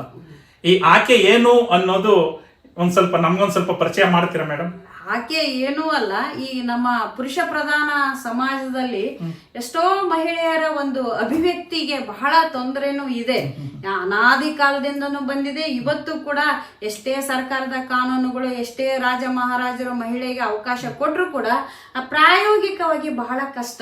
ಆಕೆ ಯಾರಿಗೂ ಸಿಗದ ತನ್ನದೇ ಆದ ಗಟ್ಟಿತನದ ಮಹಿಳೆ ಅನ್ನೋದನ್ನ ಆಕೆ ಏನು ಕಾವ್ಯ ಇಲ್ಲಿ ಬಿಂಬಿಸ್ತದೆ. ಪುರಾಣದ ಸ್ತ್ರೀ ಅಲ್ಲ ಆಕೆ, ಅಥವಾ ಯಾವುದೇ ಒಂದು ಕಥೆಯ ಸ್ತ್ರೀ ಅಲ್ಲ, ಅಥವಾ ನಿಮ್ಮ ಎಲ್ಲ ಅಸಮಾನತೆಗಳನ್ನು ಒಪ್ಪಿಕೊಂಡು ಬದುಕುವ ನಮ್ಮ ಸಮಾಜ ನಡುವೆ ಸ್ತ್ರೀ. ಆಕೆ ಅಸ್ಮಿತೆ. ಆಕೆ ಇವತ್ತು ಆಕೆ ರೂಪದಲ್ಲಿ ನಾವು ಅಕ್ಕ ಮಹಾದೇವಿನೂ ನೋಡ್ಬೋದು, ನೀಲಾಂಬಿಕೆ ನೋಡ್ಬೋದು, ಗಂಗಾಂಬಿಕೆ ನೋಡ್ಬೋದು, ಕಾಯಕದ ಸತ್ಯಕ್ಕನ್ನು ನೋಡ್ಬೋದು. ಹಲವಾರು ರೀತಿಯ ವೈಚಾರಿಕ ಮಹಿಳೆಯರು ಮತ್ತು ಸ್ವಾತಂತ್ರ್ಯ ಏಕೀಕರಣಕ್ಕಾಗಿ ಹೋರಾಡಿದ ಮಹಿಳೆಯರ, ಕಿತ್ತೂರಾಣಿ ಚೆನ್ನಮ್ಮ, ಝಾನ್ಸಿ ರಾಣಿ ಲಕ್ಷ್ಮೀಬಾಯಿ, ಬೆಳವಡಿ ಮಲ್ಲಮ್ಮ, ಹಲವಾರು ರೀತಿಯ ಎಲ್ಲ ಹೋರಾಟಗಾರರನ್ನು ಕೂಡ ನಾವು ಮಹಿಳೆಯರನ್ನ ವಿಶೇಷವಾಗಿ ನಾವು ಹೆಚ್ಚು ಮುನ್ನೆಲೆಗೆ ತಂದು ನಮ್ಮ ಸಮಾಜದಲ್ಲಿ ಇಂಥ ಮಹಿಳೆಯರು ಹೋರಾಟ ಮಾಡಿ ರಾಣಿಯರಾಗಿ ಹೋರಾಟ ಮಾಡಿ ಬದುಕಿದ್ದಾರೆ ಅನ್ನೋದನ್ನು ಕೂಡ ನಾವು ಈ ಕಾವ್ಯದ ಮೂಲಕ ಮತ್ತೆ ಸಾಹಿತ್ಯದ ಮೂಲಕ ನಾವು ಜನರಿಗೆ ಪರಿಚಯ ಮಾಡಿಸ್ಕೊಡ್ಬೇಕು. ಆ ಹಿನ್ನೆಲೆಯಲ್ಲಿ ನಾವು ಕಾಳು ಮೆಣಸಿನ ರಾಣಿ ಚೆನ್ನಭೈರಾದೇವಿ ಕೂಡ ಒಬ್ಬ ರಾಣಿ 50 ವರ್ಷಗಳ ಕಾಲ ಆಳ್ವಿಕೆಯನ್ನು ಮಾಡ್ತಾರೆ. ಅವ್ರದ್ದೆಲ್ಲ ಹೊರಗಡೆ ಬರಬೇಕು. ಕೆಳದಿ ಚೆನ್ನಮ್ಮ ಆಗಿರ್ಬೋದು, ಬೆಳವಡಿ ಮಲ್ಲಮ್ಮ ಆಗಿರ್ಬೋದು, ಇವರೆಲ್ಲರೂ ಕೂಡ ಒಬ್ಬ ಸೈನಿಕನ ಹೇಳ್ತೀನಿ ಎಷ್ಟೋ ಕೆಲಸ ಮಾಡಿರ್ತಾಳೆ. ಇವತ್ತು ನಾವು ಅದನ್ನ ದಾಖಲೆ ಮಾಡಿಲ್ಲ. ಅಂಥವು ಕೂಡ ದಾಖಲೆ ಆಗ್ಲಿ. ಇವತ್ತು ಏನು ಚಿತ್ರದಲ್ಲಿ ಒಣಕೆ ಒಬ್ಬ ಸಾಮಾನ್ಯ ಸೈನಿಕನ ಅಥವಾ ಹೆಂಡತಿ ಆಗಿರ್ತಾರೆ. ಹೀಗೆ ಅವ್ರನ್ನೆಲ್ಲರೂ ನಾವು ಮುನ್ನೆಲೆಗೆ ತಂದು ಸಮಾಜದಲ್ಲಿ ಮಹಿಳೆಯರಿಗೆ ಒಂದು ಸ್ಫೂರ್ತಿದಾಯಕ ಮಾದರಿ ಬದುಕನ್ನು ಕಟ್ಟಿಕೊಳ್ಳಕ್ಕೆ ಅನುವು ಆಗ್ಲಿ ಅನ್ನೋದು ನಾವು ಸಾಹಿತ್ಯದ ಮೂಲಕ ಎಲ್ಲ ಪರಿಚಯ ಮಾಡಿಸ್ಬೇಕು ಅನ್ನುವ ನನ್ನ ಉದ್ದೇಶ ಸರ್. ಇಲ್ಲ, ಸಂತೋಷ ಮೇಡಮ್. ಯಾಕಂದ್ರೆ ಇನ್ನೂ ಕೂಡ ಅನೇಕ ಮಹಿಳೆಯರು ಗ್ರಾಮೀಣ ಪರಿಸರದಲ್ಲಿ ಇದ್ದುಕೊಂಡು ಅವರು ಪ್ರೌಢಶಾಲೆಯಲ್ಲಿ ತುಂಬಾ ಚೆನ್ನಾಗಿ ಓದ್ತಾ ಇರ್ತಾರೆ. ನಂತರ ಕಾಲೇಜಿಗೆ ಬಂದಾಗ ಅವರ ವಿದ್ಯಾಭ್ಯಾಸವೇ ಮೊಟಕುವಾಗಿ ಇಡೀ ದಾಂಪತ್ಯ ಜೀವನಕ್ಕೆ ಕಾಲಿಟ್ಟು ಅವರ ಪ್ರಗತಿನೇ ಏನಾಗುತ್ತೆ, ಕುಂಠಿತ ಆಗ್ತಾ ಇದೆ. ಈಗ ನೀವು ಪರಿಚಯ ಮಾಡಿರುವಂತಹ ಈ ಕವನ ಸಂಕಲನ ಆಗ್ಬೋದು, ನಾಟಕಗಳ ಪ್ರಕಾರಗಳಾಗ್ಬೋದು, ಇವು ಅಂತಹ ಮಹಿಳೆಯರಿಗೆ ಸ್ಫೂರ್ತಿಯಾಗಿ ವಿವಾಹ ಆಗಿದ್ರು ಕೂಡ ಇನ್ನೂ ನನ್ನ ಪ್ರತಿಭೆ ಏನು ಕುಸಿದಿಲ್ಲ, ಕಡಿಮೆ ಆಗಿಲ್ಲ. ಆ ಪ್ರತಿಭೆಯನ್ನ ಮತ್ತೊಮ್ಮೆ ನಾನು ಕೂಡ ಏನ್ ಮಾಡ್ಬೋದು, ಅನಾವರಣ ಮಾಡ್ಬೋದು ಅನ್ನೋ ಒಂದು ಸದಾಶಯವನ್ನ ಇಟ್ಕೊಂಡು ಆ ಕೃತಿಗಳು ಅವರಿಗೆ ಒಂದು ರೀತಿ ಜಾಗೃತಿಯ ಒಂದು ಪ್ರೇರಣೆ ಆಗ್ಲಿ ಅಂತ ಭಾವಿಸ್ತಾ, ಮೇಡಮ್ ವಚನ ಸಾಹಿತ್ಯದ ಬಗ್ಗೆಯೂ ಕೂಡ ನೀವು ಕೃತಿಗಳನ್ನ ಬರೆದಿದ್ದೀರಾ. ಆ ವಚನ ಸಾಹಿತ್ಯಕ್ಕೆ ಸಂಬಂಧಪಟ್ಟ ಹಾಗೆ ನಿಮಗೆ ಪ್ರೇರಣೆ ವಚನ ಸಾಹಿತ್ಯದ ಬಗ್ಗೆ ಲೇಖನಗಳನ್ನು ಕೂಡ ಬರೆದಿದ್ದೀನಿ, ನಾಟಕಗಳನ್ನು ಕೂಡ ಬರೆದಿದ್ದೀನಿ ಸರ್. ವಚನ ಸಾಹಿತ್ಯದಲ್ಲಿ 770 ಜನ ಅಮರಗಣ್ಣಗಳು, ಲಕ್ಷದ ಮೇಲೆ 96,000 ಜಂಗಮರು, ಇವರೆಲ್ಲರೂ ಏನ್ ಮಾಡಿದ್ರು ಅಂತಂದ್ರೆ ಇಡೀ ಸಮಾಜದಲ್ಲಿ ಇರ್ತಕ್ಕಂಥ ಎಲ್ಲ ಮೌಢ್ಯವನ್ನ ಒಡೆದೋಡಿಸಿ ವೈಚಾರಿಕ ಮತ್ತು ವೈಜ್ಞಾನಿಕವಾಗಿ ಬದುಕನ್ನು ಕಟ್ಟಿಕೊಡಲು ಅವರು ಒಂದು ವಿಶಿಷ್ಟವಾದ ಸಂವಿಧಾನವನ್ನ ಹಾಕಿದ್ರು. ನಾವು ವಚನಗಳು ಮಾನವನ ಜೀವನದ ಸಂವಿಧಾನಗಳು ಅಂತಾನೆ ನಾನು ಹೇಳಲಿಕ್ಕೆ ಬಯಸ್ತೇನೆ. ಆ ವಚನಗಳನ್ನು ಓದಿದ್ರೆ ಸಾಕು, ಸರಳತೆ, ದುಡಿಮೆ, ಕಾಯಕ, ದಾಸೋಹ, ಆತ್ಮಗೌರವ, ಒಬ್ರನ್ನೊಬ್ರು ಸೌಹಾರ್ದತೆ, ಸಮಾನತೆ ಎಲ್ಲ ಸರ್ ಬಸವಣ್ಣ ನನಗೆ ಇವತ್ತಿಗೂ ವಿಸ್ಮಯಕಾರಿ ಕಾಲಘಟ್ಟ ಅಂತ ನಾನು ಹೇಳಲಿಕ್ಕೆ ಬಯಸ್ತೇನೆ. ಏಕೆ ಅಂತಂದ್ರೆ ಅಲ್ಲಿ ಭಾಷಾ ತಾರತಮ್ಯ ಇಲ್ಲ, ವರ್ಗ ತಾರತಮ್ಯ ಇಲ್ಲ, ಲಿಂಗ ತಾರತಮ್ಯ ಇಲ್ಲ, ಭೌಗೋಳಿಕ ತಾರತಮ್ಯ ಇಲ್ಲ. ಆಫ್ರಿಕಾ ಇದರಿಂದ ಅಫ್ಘಾನಿಸ್ತಾನದಿಂದ ಮರಳು ಶಂಕರ ದೇವ ಬರ್ತಾನೆ, ಕಾಶ್ಮೀರದಿಂದ ಮೋಳಿಗೆ ಮಾರಯ್ಯ ಬರ್ತಾನೆ, ಸೌರಾಷ್ಟ್ರದಿಂದ ಆದಾಯ ಬರ್ತಾರೆ, ತಮಿಳುನಾಡಿನಿಂದ ಮಾದರ ಚೆನ್ನಯ್ಯ ಬರ್ತಾರೆ, ದೀಪದ ಗೊಬ್ಬವೇ ಕೇರಳದಿಂದ ಬರ್ತಾರೆ. ಹೀಗೆ ಈ ಬೊಂತಾದೇವಿ ರಾಜನ ತಂಗಿ ಅವರು ಕೂಡ ಬರ್ತಾರೆ. ಈ ಕಡೆ ಜತ್ತದಿಂದ ದಾನಮ್ಮ, ಯಾರು ಗುಡ್ಡಾಪುರದ ದಾನಮ್ಮ, ಇವರೆಲ್ಲ ಎಂತೆಂತ ಮಹಿಳಾ ವ್ಯಕ್ತಿತ್ವಗಳು. ಅಕ್ಕ ಮಹಾದೇವಿ ನೋಡ್ರಿ ಎಲ್ಲಿಂದ ಎಲ್ಲಿಗೆ ದೀರ್ಘ ಕಾಲ್ನಡಿಗೆಯ ಪ್ರಯಾಣ ಯಾವ ಮಟ್ಟಿಗೆ ನಮಗೆ ಒಂಥರ ರೋಮಾಂಚನಕಾರಿ ಸಂಚಲನ ಉಂಟಾಗುತ್ತೆ ಸರ್. 770 ಅಮರಗಣಗಳನ್ನ ಎಲ್ಲರೂ ನಾವು ಇಡೀ ಕನ್ನಡ ಸಾಹಿತ್ಯದಲ್ಲಿ ಚೆನ್ನಾಗಿ ಅಧ್ಯಯನ ಮಾಡಬೇಕು. ಆ ಅಧ್ಯಯನದ ಮೂಲಕ ಪ್ರತಿಯೊಬ್ಬ ಮಗು ಕೂಡ ವಚನದ ಅರಿವು ಬಂದ್ಬಿಟ್ರೆ ಅವನು ಬದುಕು ಸಾರ್ಥಕ ಆಗ್ತಾನೆ, ಅವನು ಹೆಚ್ಚು ಆಸೆ ಪಡಲ್ಲ. ಇವತ್ತಿನ ಕಾಲ ಸಮಾಜ ಹೇಗಾಗಿದೆ ಅಂತಂದ್ರೆ ನಾವು ಕಲ್ಪನೆ ಮಾಡ್ಕೊಳ್ಳೋಕೆ ಕೂಡ ತುಂಬಾ ಒಂಥರ ತಲ್ಲಣ ಅಂತ ಅನ್ಸುತ್ತೆ. ಯಾಕಪ್ಪ ಅಂದ್ರೆ ವಿದ್ಯಾವಂತರಾಗಿರ್ತಕ್ಕಂಥವ್ರು ಇಷ್ಟೆಲ್ಲ ಏನು ಅತ್ಯಾಚಾರ, ಕೊಲೆ ಇವೆಲ್ಲವೂ ಅಪರಾಧಗಳನ್ನು ಮಾಡ್ತಾ ಇದ್ದಾರೆ. ಅವರಿಗೆಲ್ಲ ನಾವು ಮಕ್ಕಳಿದ್ದಾಗನೇ ಕಲೆ, ಸಾಹಿತ್ಯ, ಸಂಗೀತ, ವಚನಗಳ ಮೂಲಕ ಮತ್ತು ದಾಸ ಸಾಹಿತ್ಯದ ಮೂಲಕ ಕನ್ನಡ ಸಾಹಿತ್ಯ ಚರಿತ್ರೆ ಇದೆ ಸರ್, ಅದನ್ನು ಓದಿದ್ರೆ ಅಷ್ಟು ನಮಗೆ ಜೀವನಕ್ಕೆ ಒಂದು ಉತ್ಸಾಹ ಬರುತ್ತೆ. ಎಂತೆಂಥ ಸಮಾಜದಲ್ಲಿ ಬದಲಾವಣೆ ಆಗಿರ್ತಕ್ಕಂಥ. ಆಮೇಲೆ ನಮ್ಮ ಮೇರು ಸಾಹಿತ್ಯ ಕನ್ನಡ ಸಾಹಿತ್ಯ, ಅದಕ್ಕೆ ಕೆಲವರು UR ಅನಂತಮೂರ್ತಿ ಹೇಳಿದ್ರಂತ ಒಂದ್ಸರಿ, ಇಡೀ ನಮಗೆ 8 ಜ್ಞಾನಪೀಠಗಳು ಪ್ರಶಸ್ತಿ ಬಂದಿದೆ ಅಂದ್ರೆ ಅದಕ್ಕೆ ವಚನ ಸಾಹಿತ್ಯ ಕಾರಣ ಅಂತ. ಅಷ್ಟರ ಮಟ್ಟಿಗೆ ವಚನ ಸಾಹಿತ್ಯ ನಮಗೆ ಇದೆ. ನಾವು ಇಷ್ಟು ದಿನ ಅವತ್ತೇನು 101 ವಿರಕ್ತರು ಪ್ರೌಢದೇವರ ಕಾಲದಲ್ಲಿ ಅದನ್ನ ಮತ್ತೆ ತಂದ್ರು, ಮತ್ತೆ ಫಾಗು ಅಳಕಟ್ಟಿ ಅವರು ಮತ್ತೆ ಅದನ್ನ ಮುನ್ನೆಲೆಗೆ ತಂದ್ರು. ಇವತ್ತು ನಮ್ಮ ರೆಡಿ ನಮ್ಮ ಕೈಗೆ ಸಿಗ್ತಾ ಇದಾವೆ. ಓದಿ ನಾವು ಅನುಕರಿಸಿ ಆ ರೀತಿಯ ಬದುಕನ್ನು ಕಟ್ಟಿಕೊಳ್ಬೇಕು ಅನ್ನೋದು ನಮ್ಮ ವಚನ ಸಾಹಿತ್ಯ ತೋರಿಸುತ್ತೆ. ಅಲ್ಲಿ ಬಹಳ ವಿಶೇಷವಾಗಿ ಹೆಸರೇ ಸೂಚಿಸುವಂತೆ ಕಾಯಕದ ಸತ್ಯಕ್ಕ ಹಿರೇಜಂಬೂರ್ ಕ್ಷೇತ್ರಕ್ಕೂ ಹೋಗಿದ್ದೀನಿ. ಸತ್ಯಕ್ಕನ ನೋಡ್ತೀನಿ, ಶಿವಮೊಗ್ಗ ಜಿಲ್ಲೆ ಶಿಕಾರಿಪುರ ತಾಲೂಕು. ಅಲ್ಲಿ ಹೋಗಿ ಅವ್ರನ್ನ ನೋಡಿ, ಆಕೆ ಒಂದು ಜಾವಲಿಂಗ್ ಅಂತ ಆಕೆ ಮನೆ ನಾಯಿ ಇರುತ್ತೆ. ಆ ನಾಯಿ ಆಕೆ ಹೇಳ್ದಂಗೆ ಕೇಳುತ್ತೆ. ಈಗಿನೆಲ್ಲ ಅವತ್ತಿನ ಕಾಲದಲ್ಲಿ ಅವಮಾನ ಮಾಡ್ತಾರೆ ಎಲ್ಲ ಉನ್ನತ ವರ್ಗದವರು. ಅವಮಾನ ಮಾಡಿದಾಗ ವೇದ ನಿನಗೆ ಕೇಳಬಾರ್ದು ಅಂದಾಗ ನಿಮ್ಮ ವೇದವನ್ನ ನನ್ನ ಮನೆ ನಾಯಿಯತೆ ಓದಿಸ್ತೀನಿ ಅಂತ ಆಕೆ ನಾಯಿಯತೆ ಕೆಲವು ಪದಗಳನ್ನು ಹೇಳಿಸ್ಬಿಡ್ತಾಳೆ. ಆಮೇಲೆ ಬಸವಣ್ಣ ಅವರು ಆಕಿನ ಪರೀಕ್ಷೆ ಮಾಡ್ಲಿಕ್ಕೆ ಬಂಗಾರವನ್ನು ಕೂಡ ಎಸ್ತಾರೆ ಕಸದಲ್ಲಿ, ಅದನ್ನು ಕಸ ಅಂತ ಎತ್ತಿ ಹಾಕಿರ್ತಕ್ಕಂಥ ಮಹಿಳೆ. ಶಿವ ಬಂದು ಭಿಕ್ಷೆಗೆ ಬಂದಿರ್ತಾನೆ, ಜೋಳಿಗೆ ಹರಿಯಿತು ಅಂದಾಗ ನನ್ನ ದೇವರು ಹರ, ನೀನು ಹರಿ ಎಂದೆಲ್ಲ ಅಂತ ಸುಟ್ಟಿಗೆ ತಗೊಂಡು ಆಕೆ ಒಡ್ಲಿಕ್ಕೆ ಹೋಗ್ತಾಳೆ. ಇವೆಲ್ಲವೂ ಕೂಡ ನಾಟಕದಲ್ಲಿ ಅಂದ್ರೆ ಒಬ್ಬ ಕೆಳವರ್ಗದ ಮಹಿಳೆಗೆ ಧೈರ್ಯ, ಶಕ್ತಿ, ಆತ್ಮಸ್ಥೈರ್ಯ, ಅಕ್ಷರವನ್ನ ಕಲಿಸಿದಾತ ಯಾರಪ್ಪ ಅಂದ್ರೆ ನಮ್ಮ ಬಸವಣ್ಣ. ಎಂದೋ ನಿನ್ನ ಹೆಣ್ಣು ಮಗಳು ಶರಣಸತಿ ಲಿಂಗಪತಿ, ಸಮಭಾವ, ಸಮತೆ, ಸಮಸುಖ ಇವೆಲ್ಲ ಪ್ರತಿಯೊಬ್ಬ ಮಹಿಳೆಯರನ್ನು ತನ್ನ ಪಕ್ಕಕ್ಕೆ ಕೂಡಿಸ್ಕೊಂಡು ವಚನವನ್ನು ಬರೀರಿ, ಅಕ್ಷರ ಕಲಿಸಿ ಅಂತಂದು ಎಲ್ಲರೂ ಕಲಿಸಿದಿರಲ್ಲ. ಅದು ಒಂದು ರೋಮಾಂಚನವಾದ ಕನ್ನಡ ಸಾಹಿತ್ಯ ಮತ್ತು ಕನ್ನಡದ ನೆಲ, ಒಂದು ಪುಣ್ಯದ ನೆಲ ಅಂತ ನಾನು ಹೇಳಲಿಕ್ಕೆ ಬಯಸ್ತೀನಿ. ಕಲ್ಯಾಣ ಕರ್ನಾಟಕ ಐತಲ್ಲ, ಆ ಕರ್ನಾಟಕದಲ್ಲಿ ಇಷ್ಟು ಜನ ಅವನಿಗೆ ಅರಿವು ಮೂಡಿಸಿ ಅಕ್ಷರ ಕಲಿಸಿ ಅನ್ನ ನೀಡಿ ಆತ್ಮಸ್ಥೈರ್ಯ ತುಂಬಿ ಈ ರೀತಿ ಸಮಾಜದ ಬದಲಾವಣೆಗೆ ಪ್ರೇರಣೆ ಆಗಿದ್ದು ಬಸವಣ್ಣನ ಹೊರತು ನಾವೇನೋ ಒಂದು ನಮ್ಮ ಕೈಲಾದ ಒಂದು ಸಾಹಿತ್ಯ ಸೇವೆ ಮಾಡಿದ್ವಿ. ಆದ್ರೆ ಬಸವಣ್ಣನ ಸೇವೆ ಮುಂದೆ ಅದು ವಿಶ್ವಗುರು ಅವರು. ಇವತ್ತು ಇಡೀ ಎಲ್ಲಾ ಧರ್ಮಗಳಲ್ಲಿ ಹಿಡಿದು ನಮ್ಮ ಬಸವಣ್ಣನ ನಾವು ಹಿಡಿದು ನೋಡಿದ್ರೆ ಬಸವಣ್ಣನ ವ್ಯಕ್ತಿತ್ವಕ್ಕೆ ಗುರು ಆಗ್ಲಿಕ್ಕೇನೆ ಮೊದಲು ವ್ಯಕ್ತಿತ್ವ ಹೆಸರು ಬರೋದು. ಇಡೀ ಪ್ರಪಂಚದ ಎಲ್ಲಾ ತತ್ವಜ್ಞಾನಿಗಳು ಚಿಂತಕರು ಮಾತನಾಡೋದೇನಂದ್ರೆ ನಮ್ಮ 12ನೇ ಶತಮಾನದ ಅಣ್ಣ ಬಸವಣ್ಣನ ಬಗ್ಗೆ ಮಾತಾಡ್ತಾರೆ. ಕನ್ನಡದ ಅಣ್ಣ ಅವರು ನಮ್ಮ ಅಣ್ಣ, ನಮ್ಮ ತಂದೆ, ನಮ್ಮ ಗುರು, ಏನೆಲ್ಲ ಇಡೀ ಸಮಾಜಕ್ಕೆ ಕೊಟ್ಟಿರ್ತಕ್ಕಂಥವ್ರು. ಅವರ ಜೀವನ ನಮಗೆ ಮಾದರಿ. ಆ ಮೂಲಕ ನಾನು ಕಾಯಕದ ಸತ್ಯಕ್ಕಂತ ಒಂದು ನಾಟಕ ಸರ್. ಇನ್ನೊಂದು ಮಕ್ಕಳು ಕೂಡ ಆಡ್ಬೋದು. ಒಂದು 6 ದೃಶ್ಯ ಇದೆ. ಇಕ್ಕದ ಮಾರಯ್ಯ ಕೊಡದ ಮಾರಿ ಅಂತ. ಇಕ್ಕದ ಮಾರಯ್ಯ ಚಿಕ್ಕೋನಿದ್ದಾಗ್ಲಿನಂದು ಯಾರಿಗೆ ಅತ್ತೊಂದು ಥೇರಿ ಏನಪ್ಪಾ ಸಿದ್ಧಾಂತ ಅಂದ್ರೆ ಯಾರಿಗೆ ಭಿಕ್ಷೆ ನೀಡಬಾರ್ದು, ಎಲ್ಲರೂ ದುಡ್ಡು ತಿನ್ಲಿ ಅನ್ನೋದು ಅದೊಂದು ಕಾಯಕ ಮಾಡೇ ತಿನ್ಲಿ. ಅಂದ್ರೆ ಇಕ್ಕದ ನೀಡದ. ಕೊಡದ ಮಾರಿ ಅಂದ್ರೆ ಹೆಂಡತಿಗೆ ಹೇಳ್ಕೊಟ್ಟಿರ್ತಾನೆ, ಯಾರೇ ಬಂದ್ರೆ ಭಿಕ್ಷೆ ಕೊಡಬೇಡನೆ. ಆಮೇಲೆ ನೀವು ಅವರು ದುಡ್ಡು ತಿನ್ಲಿ ಅಂತ. ಕೊನೆಗೆ ಶಿವನೇ ಪರೀಕ್ಷೆಗೆ ಬಂದಾಗ ಶಿವನಿಗೂ ಕೂಡ ಕೊಡಲ್ಲ, ಅವ್ರನ್ನ ಕಾಯಕ ಮಾಡು ನೀನು. ನಾವ್ ಯಾಕೆ ನನ್ ಕೊಡ್ಬೇಕು? ಹಿಂಗ್ ಊಟಕ್ಕೆ ಜಾತ್ರೆಗೆ ಹೋಗಿರ್ತಾನ, ಅಲ್ಲಿ ಏನು ಆತನ ತೊಗರ್ಸಿ ಮಲ್ಲಿಕಾರ್ಜುನ ದೇವಸ್ಥಾನಕ್ಕ, ಅಲ್ಲಿ ಶಿವ ಫಾಲೋ ಮಾಡ್ತಾನ, ಮನೆಗೆ ಬರ್ತಾನ, ಕೊಡ್ತೀನಿ ಅಂದು ಕೊನೆಗೆ ಅವ್ರನ್ನ ಈಗ ಪರೀಕ್ಷೆ ಮಾಡ್ತಾನ. ಶಿವ ಬೆಂಕಿಗೆ ಹಾಕ್ತಾನ, ಅವರಿಗೆ ಒಂಥರ ಕಾಸಿ ಇದನ್ನ ಚರ್ಮಕ್ಕೆ ಸುಡಕ್ ಹೋಗ್ತಾರ. ಅದೆಲ್ಲಾ ಮಾಡಿದ್ರು ಕೂಡ ಆತ ತನ್ನ ವ್ರತ ಬಿಡಲ್ಲ. ಇಕ್ಕದ ಮಾರಾಯ ಕೊನೆಗೆ ಸಾಕ್ಷಾತ್ ಶಿವನೇ ಆತನ ಒಪ್ಕೊಂಡು ಕೈಲಾಸ ಕರ್ಕೊಂಡು ಹೋದ ಅನ್ನೋದು ಒಂದು ಕತೆ. ಆದ್ರೆ ವಾಸ್ತವದಲ್ಲಿ ಆತ ಬದುಕಿದ್ದ. ನಾನು ಆ ನಾಟಕದಲ್ಲಿ ಪಕ್ಷಿ ಪ್ರಾಣಿಗಳು ಯಾವ ಸಂಗ್ರಹಣೆ ಮಾಡಲ್ಲ. ಎಲ್ಲ ಅವಾಗ ಏನ್ ಅಸಂಗರ ತತ್ವ ಏನ್ ಹಸಿವಾಗುತ್ತೋ ಅವಾಗ ಹುಡುಕಾಡಿ ತಿಂತವೆ.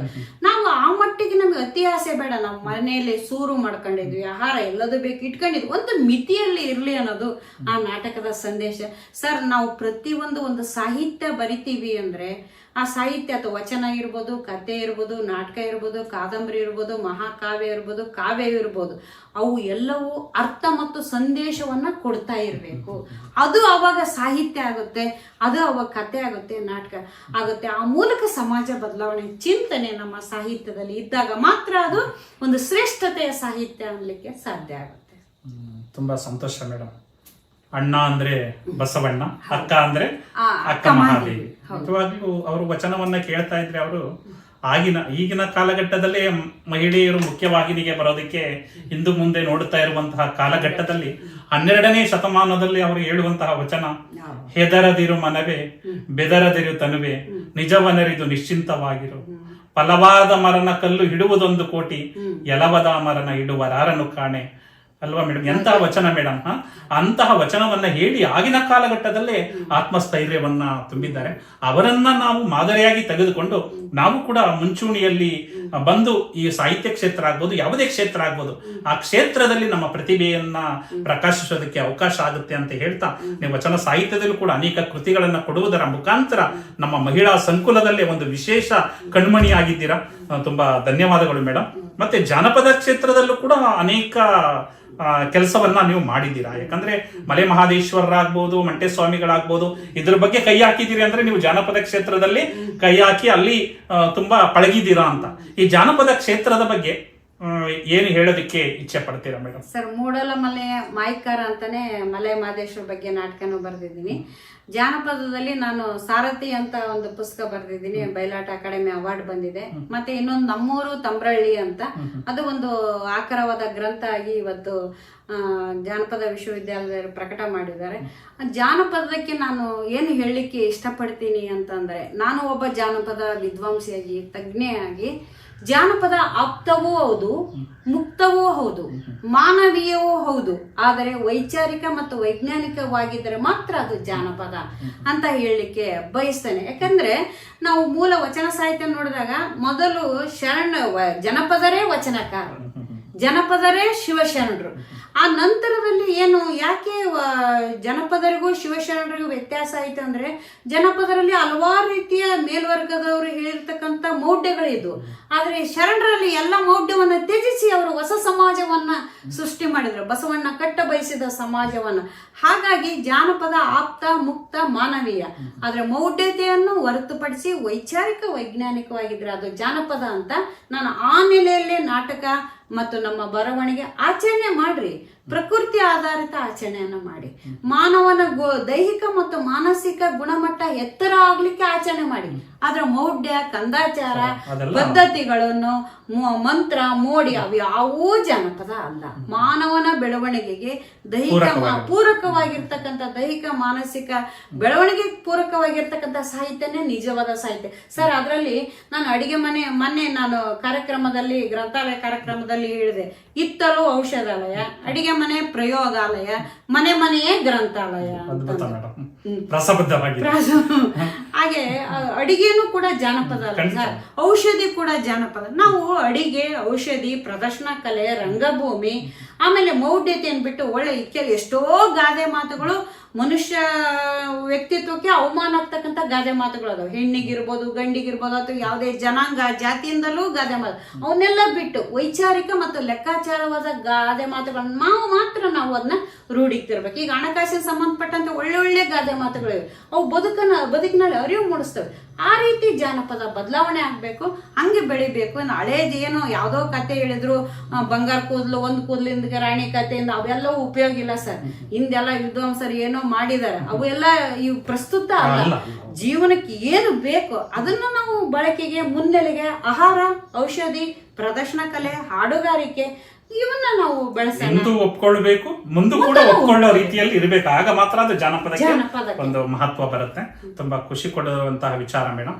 ಈ ಜಾನಪದ ಅಂದ ತಕ್ಷಣ ನಮ್ಮ ವಿಶ್ವಗುರು ಬಸವಣ್ಣನವರ ಬಗ್ಗೆ ಕಲ್ಯಾಣದ ಪಟ್ಟಣದಲ್ಲಿ ಅವರನ್ನ ನೋಡಿ ಜಾನಪದರು ಹೇಳ್ತಾರೆ, ಮಲ್ಲಿಗೆ ಇದ್ದಾಗ ಮುಳ್ಳ್ಯಾಕ ಮುಡಿಯುತ್ತಿ, ಕಲ್ಯಾಣದಾಗ ಬಸವಣ್ಣ, ಕಲ್ಯಾಣದಾಗ ಬಸವಣ್ಣ ಇರುವಾಗ ಕಲ್ಲಿಗೆ ಯಾಕ ಕೈ ಮುಗಿಯುತ್ತಿ ಅಂತ ಹೇಳ್ತಾರೆ. ಎಂತಹ ಅದ್ಭುತವಾದ ಒಂದು ರಚನೆ ಅಲ್ವಾ ಮೇಡಮ್? ಅದನ್ನ ಯಾವ ಒಂದು ದೃಷ್ಟಿಕೋನದಲ್ಲಿ ಆ ರೀತಿ ಹೇಳಿರ್ಬೋದು ಮೇಡಮ್? ಸರ್, ಜನಪದರು ಏನಾಗಿದ್ದಾರೆ ಅಂತಂದ್ರೆ, ನಮ್ಮ ಇಡೀ ಅಂದ್ರೆ ಈ ಶ್ರೇಣೀಕರಣ ವ್ಯವಸ್ಥೆಯಲ್ಲಿ ಜನಸಾಮಾನ್ಯರಿಗೆ ದೇವರ ಪ್ರವೇಶ ಇಲ್ಲ. ದೇವರ ಗುಡಿ ಒಳಗಡೆ ಹೋಗೋ ಪ್ರವೇಶ, ಗರ್ಭಗುಡಿನ ದೂರ ಬಿಡಿ, ಇನ್ನು ಇದು ಅಂತರಾಳ ಮುಖಮಂಟಪದಲ್ಲಿ ಹೋಗಕ್ ಕೂಡ ಅವಕಾಶ ಇರಲ್ಲ. ಆವಾಗ ಜಾನಪದ ಒಬ್ಬ ಮಹಿಳೆಯರು ಹೇಳ್ತಾರ, ಮಲ್ಲಿಗೆ ಮುಡಿಯುವಾಗ ಮುಳ್ಳ್ಯಾಕ, ಮುಳ್ಳನ್ನ ಮುಡ್ಕೊಳ್ಳೋ ಅವಶ್ಯಕತೆ ಇಲ್ಲ, ಮಲ್ಲಿಗೆ ಹೂವು ಇದೆ ಅವನು ಮುಡ್ಕೋಣ. ಮಲ್ಲಿಗೆ ಮುಡಿಯುವಾಗ ಮುಳ್ಳ್ಯಾಕ ಮುಡಿಬೇಕು, ಕಲ್ಯಾಣದಾಗ ಬಸವಣ್ಣ ಕಣ್ಣಿಗೆ ಕಾಣ ದೇವರದನ, ಕಲ್ಲಿಗೆ ಯಾಕೆ ದೇವರ ರೂಪದಲ್ಲಿ ಕಾಣ್ತಾ ಇದ್ದಾರೆ. ಆಮೇಲೆ ನೀವು ಒಂದು ಒಳ್ಳೆ ಮಾತನ್ನ ಹೇಳಿದ್ರಿ, ಶರಣರು ಬಸವಣ್ಣ ಪ್ರತಿಯೊಬ್ಬರಲ್ಲಿ ದೇವರನ್ನ ಕಂಡ ಮತ್ತು ನೀವೇ ದೇವರು ಅಂತ. ಅಲ್ಲಮ ಪ್ರಭು ಒಂದ್ ಮಾತು ಹೇಳ್ತಾರೆ, ನಾ ದೇವನಲ್ಲದೆ ನೀ ದೇವನೇ ಅಂತ. ಹಾಗಾಗಿ ಬಸವಣ್ಣನಿಗೆ ಅದಕ್ಕೆ ಎನ್ನ ಕಾಲೆ ಕಂಬ, ದೇಹವೇ ದೇಗುಲ, ಶಿರವೇ ಒನ್ನ ಕಳಸವೈ ಅಂತ ಹೇಳಿದ್ದೆ ಯಾಕೆ? ನೀವೇ ದೇವರು. ನೀವು ಬದಲಾವಣೆ ಆಗಿ ಜೀವನ ಸರಳೀಕರಣ ಮಾಡ್ಕೊಳ್ಳಿ, ದೈಹಿಕ ಮತ್ತು ಮಾನಸಿಕ ಆರೋಗ್ಯವನ್ನು ಸುಧಾರಿಸ್ಕೊಳ್ರಿ. ಒಟ್ಟೆ ಬಸವಣ್ಣ ಸರ್ ಒಬ್ಬ ಸ್ವಾಮಿಗಳು ಯಾರೋ ಪ್ರವಚನದಲ್ಲಿ ಒಂದ್ ಮಾತು ಹೇಳಿದ್ ಕೇಳಿದೆ, ಹಲವು ರೀತಿಯ ಮಸಾಲೆ ಪದಾರ್ಥ, ಹೊಸ ರೀತಿಯ ಬಹಳ ರುಚಿಕಟ್ಟಾದ ಆಹಾರವನ್ನ ಅಡಿಗೆಯನ್ನು ತಯಾರು ಮಾಡಿಸ್ತಂತೆ. ಬಸವಣ್ಣನ ಮಹಾಮನೆ ಬಿಟ್ಟು ಯಾರು ಅಲ್ಲಾಡಬಾರ್ದು, ಎಲ್ಲಿ ಹೋಗಿರ್ಬಾರ್ದು, ಹಗಲೆಲ್ಲ ದುಡಿಬೇಕು, ಕಾಯಕ ಮಾಡ್ಬೇಕು, ಅದನ್ನ ತರಬೇಕು, ಅಲ್ಲಿ ದಾಸೋಹ ಕೊಡ್ಬೇಕು ತಾವು. ಮತ್ತೆ ಇದರಲ್ಲಿ ಕಾರ್ಯಚಟುವಟಿಕೆಯಲ್ಲಿ ಚಿಂತನ ಮಂಥನ. ಬಸವಣ್ಣನ ಮಹಾಮನೆಯ ರಾತ್ರಿ ಐತಲ್ಲ, ಆ ರಾತ್ರಿ ನಾವು ಕಲ್ಪನೆ ಮಾಡ್ಕೊಳ್ಳೋಕ್ಕೂ ಕೂಡ ಬಹಳ ಇಂಥ ಸಮಾಜವೂ ಇತ್ತ ನಮ್ಮ ಕನ್ನಡ ನಾಡಿನಲ್ಲಿ ಅನ್ನೋವಷ್ಟು ವಿಸ್ಮಯಕಾರಿ ಅನ್ಸುತ್ತೆ. ಅದು ಅಷ್ಟೇ ಕುತೂಹಲ ಅನ್ಸುತ್ತೆ. ಅಲ್ಲೆಲ್ಲರಿಗೇನು ಕ್ಲೀನ್ ಇರಿ, ಸ್ವಚ್ಛತೆ, ಮತ್ತೆ ಶರಣರಾಗ್ರಿ, ಮತ್ತೆ ಏನು ನಾವು ವಿಭೂತಿ ಧರಿಸೋದು, ಇಷ್ಟಲಿಂಗ ಅನ್ನೋದೇನು ಗೊತ್ತಾ ಸರ್? ನಮಗೆ ಪ್ರತಿಯೊಂದು ಒಂದೊಂದು ಮೊಬೈಲ್ ಸುಜಾತ ಹಾಕಿದ ಒಂದು ನಂಬರ್, ಹಂಗ ನಮಗೆ ಇಷ್ಟಲಿಂಗನ ನಾವು ಕೊಟ್ಬಿಟ್ಟು ನೀವೇ ದೇವರಾಗ್ಲಿ, ನೀವು ಪೂಜೆ ಮಾಡಬೇಕಾದ್ರೆ ಅಲ್ಲಿಗೆ ಹೋಗಿ ನಿಮ್ ಕೈಯಾಗ ಸಾಧನೆ ಮಾಡಿ ಸಮಾಜಕ್ಕೆ ಬೆಳಕಾಗು ಅನ್ನೋದೇ ಬಸವ ತತ್ವ. ಹಾಗಾಗಿ ಆ ಕಾಯಕ ದಾಸೋಹದ ನೆಲೆಯಲ್ಲಿ ಶ್ರಮಿಕರಿಗೆ ಇಡೀ ಪ್ರಪಂಚದಲ್ಲಿ ಮೊದಲು ಗೌರವವನ್ನು ಕೊಟ್ಟಿರ್ತಕ್ಕಂಥ ವ್ಯಕ್ತಿ ಅಂದ್ರೆ ನಮ್ಮ ಬಸವಣ್ಣ. ಯಾರು ಖಾಲಿ ಕುತ್ಕೋಬಾರ್ದು. ಆಮೇಲೆ ಬಸವಣ್ಣ ಮಂತ್ರಿ ಅದು ಮುಗಿದ್ಮೇಲೆ ಸಾಯಂಕಾಲ ಆದ ತಕ್ಷಣ ಕಟ್ಟೆಯ ಮೇಲೆ ಅಲ್ಲಿ ಇಲ್ಲಿ ಕುಂತರ ಹತ್ರ ಎಲ್ಲ ಹೋಗಿ ಚರ್ಚೆ ಮಾಡಿ ಮಾತಾಡೋರಂತೆ.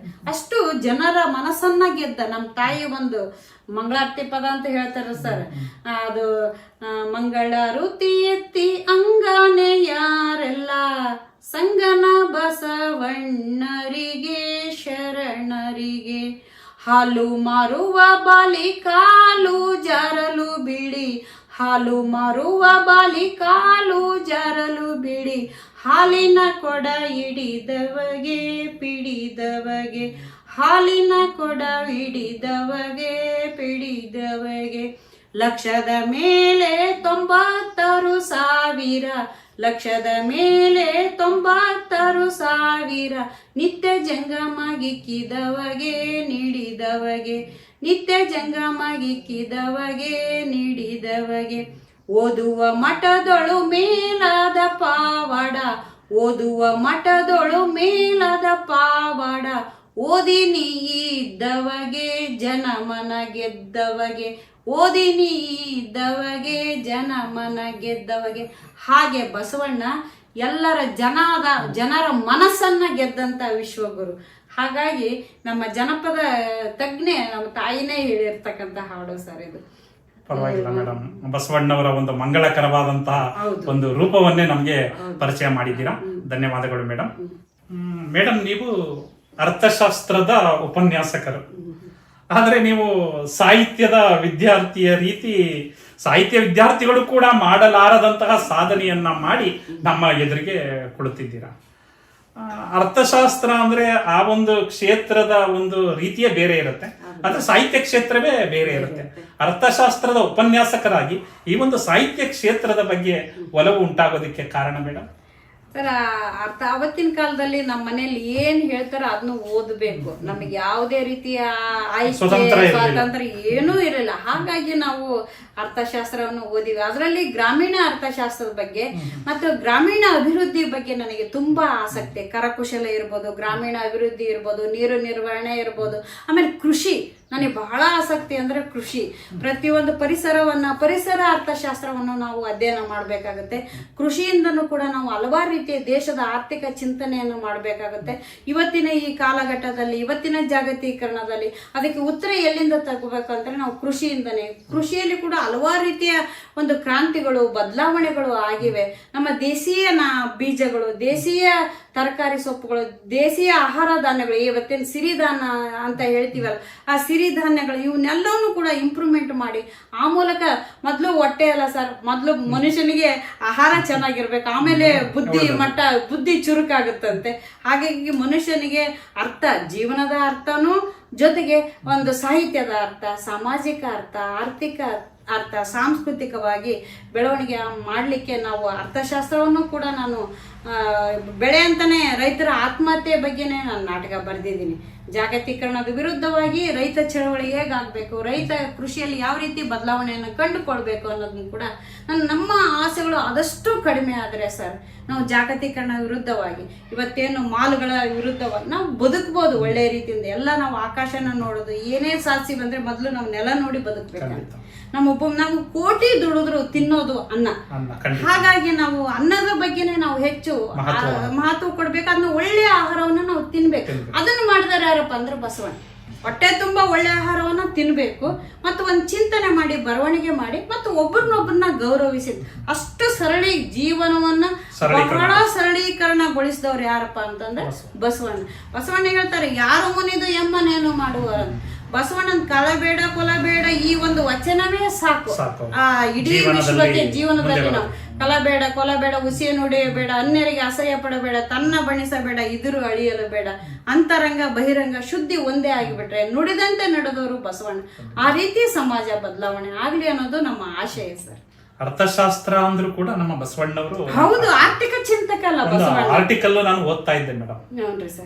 ಆಡಮ್ ಸ್ಮಿತ್ ಅವ್ರನ್ನ ಅರ್ಥಶಾಸ್ತ್ರದ ಪಿತಾಮಹ ಅಂತ ಅವ್ರೇನ್ ಹೇಳ್ತಾರೆ ಅಂದ್ರೆ, ಆರ್ಟಿಕಲ್ ಅಲ್ಲಿ ಓದಿದ ಪ್ರಕಾರ ಅವರು ಅರ್ಥಶಾಸ್ತ್ರ ಅಂದ್ರೆ ಸಂಪತ್ತನ್ನು ಅರಿಯುವ ಶಾಸ್ತ್ರ ಅಂತ ಆಡಮ್ ಸ್ಮಿತ್ ಅಂತ.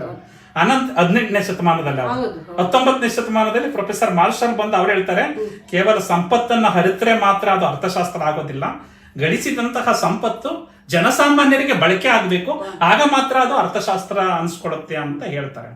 ಆದ್ರೆ ಬಸವಣ್ಣನವರ ಕಾಲಘಟ್ಟ 12ನೇ ಶತಮಾನ. ಅವ್ರು ಹೇಳ್ತಾರೆ, ದುಡಿದು ಉಂಡ್ರಿ, ಉಳಿದದ್ರಲ್ಲಿ ಸ್ವಲ್ಪ ಸಮಾಜಕ್ಕೆ ಕೊಡ್ರಿ. ದುಡಿದು ಉಂಡ್ರಿ ಅಂದ್ರೆ ಕಾಯಕ, ಸ್ವಲ್ಪ ಸಮಾಜಕ್ಕೆ ಕೊಡ್ರಿ ಅಂದ್ರೆ ದಾಸೋಹ. ಅಂದ್ರೆ ಆರ್ಥಿಕ ಚಿಂತನೆಯನ್ನ 12ನೇ ಶತಮಾನದಲ್ಲಿ ಬಿತ್ತಿದಂತಹ ಆ ವಿಶ್ವಗುರು ಜಗಜ್ಯೋತಿ ಬಸವಣ್ಣವರೇ ಅರ್ಥಶಾಸ್ತ್ರದ ಪಿತಾಮಹ ಆಗುವಂತಹ ಎಲ್ಲಾ ಅರ್ಹತೆಗಳು ಇವೆ ಅನ್ನೋದನ್ನ ಈ ಸಂದರ್ಭದಲ್ಲಿ ನಾವು ಒಪ್ಕೊಳ್ಳೇಬೇಕಲ್ವ ಮೇಡಮ್? ಖಂಡಿತ ಇದೆ. 12ನೇ ಶತಮಾನದಲ್ಲಿ ಎಲ್ಲಾ ಶಿವಶರಣರು ಮೇರು ಪರ್ವತ 770 ಅಮರ ಗಣಗಳು ಒಬ್ಬೊಬ್ರು ಒಂದೊಂದು ರೀತಿಯ ಜೀವನದಲ್ಲಿ ವಿಶಿಷ್ಟವಾಗಿ ಅರ್ಥೈಸಿದ್ದಾರೆ ಜೀವನವನ್ನು. ಆ ಮೂಲಕ ನಾವು ಮಹಿಳೆಯರು 34 ಜನ ಶಿವಶರಣೆಯರು, ಇನ್ನುಳಿದ ಎಲ್ಲ ಶಿವಶರಣರು ಎಲ್ಲರೂ ಕೂಡ ವಿಭಿನ್ನವಾಗಿ ಜೀವನವನ್ನ ಅರ್ಥೈಸಿದ್ದಾರೆ. ಮತ್ತೆ ನೀವು ಇನ್ನೂ ಓದ್ರಿ ಸರ್, ಅದ್ರಲ್ಲಿ ವಚನಗಳನ್ನು ಓದ್ತಾ ಅವ್ರನ್ನ ಇವರು ಹೊಗಳಿದ್ದಾರೆ, ಇವ್ರನ್ನ ಅವ್ರು ಒಳ್ಳೆತನ ಇವ್ರು ಎತ್ತಿ ಹಿಡಿದಿದ್ದಾರೆ. ಹಂಗ ನಾವು ಆಗ್ಬೇಕು ಸಮಾಜ. ಇಲ್ಲಿ ಏನಾಗುತ್ತೆ, ಒಬ್ಬರನ್ನ ಹೊಗಳ್ತಾ ಇದ್ದಂಗೆ ಏನಾಗುತ್ತೆ, ಒಂಥರ ಹೊಟ್ಟೆ ಕಿಚ್ಚು ಅಂತ ಹೇಳ್ತಾರೆ, ಅದು ಪ್ರಾರಂಭ ಆಗುತ್ತೆ. ಶರಣರಲ್ಲಿ ಆ ರೀತಿ ಇರಲಿಲ್ಲ. 1,96,000 ಜನರ ಏಳಿಗೆಗೂ ಕೂಡ ಕಾರಣಕರ್ತರ ಆಗ್ತಾ ಇದ್ರು. ಅದರಿಂದಲೇ ಕಲ್ಯಾಣ ರಾಜ್ಯ ಅಂತ ಹೇಳಿ, ಅದಕ್ಕೆ ಬಸವಣ್ಣವ್ರದ್ದು ಏನಾಗುತ್ತೆ, ಕಲ್ಯಾಣ ಹೋಗಿ ಬಸವ ಕಲ್ಯಾಣ ಆಗಿದೆ, ಭಾಗ್ಯವಾಡಿ ಹೋಗಿ ಏನಾಗಿದೆ, ಬಸವನ ಭಾಗ್ಯವಾಡಿ ಆಗಿದೆ. ಅಂದ್ರೆ ಒಂದು ವ್ಯಕ್ತಿಯ ಕೇಂದ್ರೀಕರಣ ಆಗ್ಬೇಕು ಅಂದ್ರೆ ಆ ಮಟ್ಟದಲ್ಲಿ ಬಸವಣ್ಣವರು ಕೆಲಸವನ್ನ ಮಾಡಿದ್ದಾರೆ ಅಂತ ಹೇಳ್ತಾ, ಸಂಬೋಳಿ ನಾಗಿದೇವ ಬರ್ತಾನಲ್ವ ಸರ್, ಆತನ ಯಾವ್ದೋ ನೀನ್ ಅಗ್ರಹಾರಕ್ಕೆ ಬಂದಿ ಅಂತ ಏನೋ ಹೊಡೆದು ಇದು ಮಾಡಿದಾಗ ಬಸವಣ್ಣ ಬಿದ್ದಿರ್ತಾರೆ, ಬಸವಣ್ಣ ಅಲ್ಲಿ ಬರ್ತಾರೆ, ಬಂದ ತಕ್ಷಣ ಬಿದ್ದಿರನ್ನ ಎತ್ತುತ್ತಾರೆ. ಬಸವಣ್ಣ ಕಣ್ಣಲ್ಲೆಲ್ಲ ಕಣ್ ರಕ್ತ ಎಲ್ಲ ಬಂದಿರ್ತಾ ಅಪ್ಪ ಬಸವ ಬಸವ ಅಂತಾರೆ. ಸಂಬೋಳಿ ಏನಾಗಿದ್ದೇವೆ, ಅಲ್ಲಪ್ಪ ನಾನೇ ಬಸವಣ್ಣ ಅಂತ ನಿನಗೆ ಹೆಂಗ್ ಗೊತ್ತಾಯ್ತು ಅಂತ ಬಸವಣ್ಣ ಕೇಳಿದ್ರೆ, ಕಲ್ಯಾಣದಲ್ಲಿ ಬಿದ್ದಿರನ್ನ ಎತ್ತರು ಬಸವಣ್ಣ ಬಿಡ್ರಿ ಇನ್ಯಾರು ಅದಾರೆ ಅನ್ನೋ ಮಾತು ಹೇಳಿದಾಗ, ಬಸವಣ್ಣನ ಲಕ್ಷದ ಮೇಲೆ 96,000 ಜನ ನೀ ಹೆಂಗ್ ಊಟಕ್ಕೆ ಹಾಕಿದ್ರು, ಯಾರ್ಯಾರು ಏನೇನ್ ಕೆಲಸ ಮಾಡಿದ್ರು. ಈ ಮರುಳ ಶಂಕರ ದೇವ ಸರ್ ಉಂಡದ್ ಎಲೆ ತೆಗಿತಿದ್ನಂತೆ, ಎಲೆ ತೆಗಿದಾಗ ಅನ್ನದ್ದು ಬಿಟ್ಟಿರ್ತಾರಲ್ಲ ಅಗೋ ಊಟದ್ದು ಬಿದ್ದು ಅದನ್ನ ಸಂಗ್ರಹ ಮಾಡಿ ಮಾಡಿ ಆತ ಊಟ ಮಾಡ್ತಿದ್ನ. 12-15 ವರ್ಷ ಗೌರವ ಅದು ವೇಸ್ಟ್ ಆಗ್ಬಾರ್ದಂತ ಎಲೆ ತೆಗೆದು ತಾನು ಊಟ ಮಾಡ್ತಿದ್ದಂತೆ. ಅದನ್ನ 12-15 ವರ್ಷ ನಂತರ ಅಲ್ಲಮ್ಮ ಪ್ರಭು ನೋಡಿ ಅವ್ರನ್ನ ಗುರ್ತಿಡಿದು ಆಮೇಲೆ ಮತ್ತೆ ಮೇನ್ ಸ್ಟ್ರೀಮಿಗೆ ಅಂದ್ರೆ ವಚನ ಬರೆಯಕ್ಕೆ ಅಲ್ಲಿ ಕರೆಸಿ ಮತ್ತೆ ಅಲ್ಲಿ ಬಂದವರು ಮೊದ್ಲು ಎಲ್ಲರನ್ನ ಹಂಗೆ ಶರಣರಂತ ಸ್ವೀಕಾರ ಮಾಡ್ತಿದ್ದಿಲ್ಲ ಅಂತೆ ಸರ್. ಅದಕ್ಕೆ ಕೆಲವು ಪ್ರಶ್ನೆಗಳನ್ನ ಕೇಳಿ ಆಮೇಲೆ ಒಳಗೊಳಗೆ ಕರ್ಕೊಂಡು ಅರಿವಿನ ದಾರಿ, ಅರಿವಿನ ಮೆಟ್ಟಲುಗಳನ್ನ ಬಸವಣ್ಣನ ಸಮಾಜ ಐತಲ್ಲ, ವಿಶ್ವದಲ್ಲಿ ಎಲ್ಲರೂ ಆ ಸಮಾಜವನ್ನು ಅನುಸರಿಸಿದ್ರೆ ನೆಮ್ಮದಿಯಿಂದ ಜೀವನದ ನಮ್ಮ ಅಂತ್ಯದವರೆಗೂ ನಾವು ನೆಮ್ಮದಿಯಿಂದ ಬದುಕಬಹುದು ಅಂತ ಹೇಳಲಿಕ್ಕೆ ಬಯಸ್ತೇನೆ. ಅದಕ್ಕೆ ಹೇಳ್ತಾರಲ್ಲ ಮೇಡಮ್, ದೇವರಾಗಬಹುದು ಬಸವಣ್ಣನಾಗಲು ಸಾಧ್ಯವಿಲ್ಲ ಅಂತ. ಯಾಕಂದ್ರೆ ಅಲ್ಲಿವರೆಗೆ ಎಲ್ಲ ದೇವರ ಬಗ್ಗೆ ಮಾತಾಡ್ತಾ ಇದ್ರು 12ನೇ ಶತಮಾನದವರೆಗೆ. ಭಯವೇ ಧರ್ಮದ ಮೂಲ ಅನ್ನೋ ಒಂದು ಚಿಂತನೆಯನ್ನ ತುಂಬಿಟ್ಟಿದ್ರು. ಆದ್ರೆ ಬಸವಣ್ಣನವರು ದಯವೇ ಧರ್ಮದ ಮೂಲ ಅನ್ನೋ ಒಂದು ಚಿಂತನೆಯನ್ನ ಬಿತ್ತುವುದರ ಮುಖಾಂತರ ಪ್ರತಿಯೊಬ್ಬರಿಗೂ ಕೂಡ ಸಕಲ ಜೀವಾತ್ಮರಿಗೆ ಲೇಸನೆ ಬಯಸುವ ಕುಲಜರೆ ಶರಣರು ಅನ್ನೋ ಒಂದು ಚಿಂತನೆಯನ್ನ ಕೊಟ್ಟು ಎಲ್ಲರ ಹೇಳಿಕೆಗೆ ಕಾರಣಕರ್ತರಾದಂತಹ ಬಸವಣ್ಣನವರು ಒಂದು ವಿಶೇಷವಾದ ವ್ಯಕ್ತಿತ್ವವಾಗಿ ನಮ್ಮ ಮುಂದೆ ಕಂಗೊಳಿಸ್ತಾ ಇದ್ದಾರೆ. ಅಂತಹ ಒಂದು ವಚನ ಸಾಹಿತ್ಯ ಕ್ಷೇತ್ರದಲ್ಲೂ ಕೂಡ ನೀವು ನಾಟಕವನ್ನ ರಚನೆ ಮಾಡಿ ನಮ್ಮ ಒಂದು ವೀಕ್ಷಕರ ಮುಂದೆ ಇಡ್ತಾ ಇದ್ದೀರಾ. ನಿಮಗೆ ಭಕ್ತಿಪೂರ್ವಕ ಶರಣಾರ್ಥಿಗಳನ್ನ ಈ ಸಂದರ್ಭದಲ್ಲಿ ನಾನು ಅರ್ಪಿಸೋದಕ್ಕೆ ಇಷ್ಟಪಡ್ತೇನೆ. ಇನ್ನೇನು ನಮ್ಮ ಸಂದರ್ಶನದ ಕೊನೆ ಭಾಗಕ್ಕೆ ಬರ್ತಾ ಇದೀವಿ ಮೇಡಮ್. ಗಾಯನ ಅಂದ್ರೆ ಎಲ್ಲರೂ ಕೂಡ ಇಷ್ಟಪಡ್ತಾರೆ, ನೀವು ಗಾಯಕಿ ಕೂಡ ಅಂತ ನಾನು ಕೂಡ ಕೇಳಿದ್ದೇನೆ. ಯಾವುದಾದ್ರೂ ಒಂದು ಒಳ್ಳೆ ಗೀತೆಯನ್ನ ಗಾಯನ ಮಾಡುವುದರ ಮುಖಾಂತರ ನಮ್ಮ ಒಂದು ಸಂದರ್ಶನವನ್ನ ವೀಕ್ಷಿಸುತ್ತಿರುವಂತಹ ಸಂದರ್ಶಕರಿಗೆ ಒಂದು ಗಾಯನದ ಒಂದು ರಸದೌತಣವನ್ನ ಉಣಬಡಿಸ್ತೀರಾ? ವಚನನ ಹೇಳ್ಬಿಡ್ತೀನಿ ಸರ್. ಹೇಳಿ ಮೇಡಮ್. ಆನೆಯ ನೇರಿಕೊಂಡು ಹೋದಿರೆ ನೀವು, ಕುದುರೆಯ ನೇರಿಕೊಂಡು ಹೋದಿರೆ ನೀವು, ಕುಂಕುಮ ಕಸ್ತೂರಿ ಪೂಸಿಕೊಂಡು ಹೋದಿರೆ ಆನೆಯ ನೇರಿಕೊಂಡು, ಸತ್ಯದ ನಿಲವ ನರಿಯದೆ ಹೋದಿರೆ, ಸತ್ಯದ ನಿಲವ ನರಿಯದೆ ಹೋದಿರೆ, ಸದ್ಗುಣವೆಂಬ ಫಲ ಬೆಳೆಯದೆ ಹೋದಿರೆ ಆನೆಯ ನೇರಿಕೊಂಡು ಹೋದಿರೆ ನೀವು, ಕುದುರೆಯ ನೇರಿಕೊಂಡು ಹೋದಿರೆ ನೀವು, ಕುಂಕುಮ ಕಸ್ತೂರಿ ಪೂಸಿಕೊಂಡು ಹೋದಿರೆ ಆನೆಯ ನೇರಿಕೊಂಡು, ಅಹಂಕಾರವೆಂಬ ಮದಗಜವೀರಿ, ಅಹಂಕಾರವೆಂಬ ಮದಗಜವೀರಿ, ವಿಧಿಗೆ ಗುರಿಯಾಗಿ ನೀವು ಹೋದಿರೆ ಆನೆಯ ನೇರಿಕೊಂಡು ಹೋದಿರೆ ನೀವು, ಕುದುರೆಯ